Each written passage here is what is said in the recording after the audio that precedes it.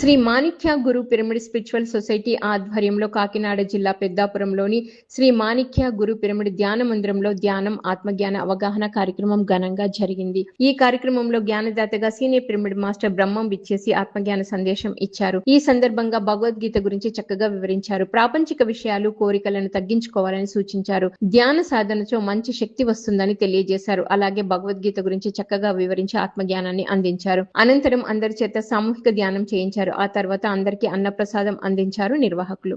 అంటే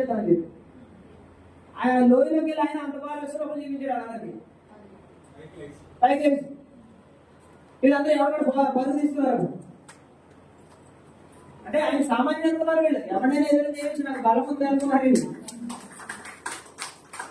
అంటే కృష్ణుడు కూడా ఆయన చంపడానికి ప్రయత్నం చేశారు. అంటే ఎంత మూర్ఖులు చూడండి. విష్ణుడు తెలుసు, ద్రోణాచార్యుడు తెలుసు, కృష్ణుడు భగవంతుడు, అన్ని తెలుస్తాయి.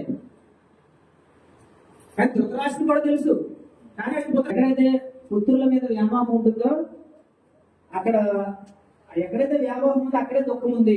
అంటే మన వ్యవస్థలోకి ఈ ఫోన్ లో ఫుల్ గా బ్యాలెన్స్ డబ్బులు వేసి వాడు అడిగిన కొనిచ్చి, వాడు కారు దొరికి కొనిచ్చి, బైక్ కొనిచ్చి, చక్కగా వాడు అడిగిన ఇచ్చి మనం అన్ని చేస్తున్నామంటే వాడు ప్రియోజనంగా తయారవుతాడు.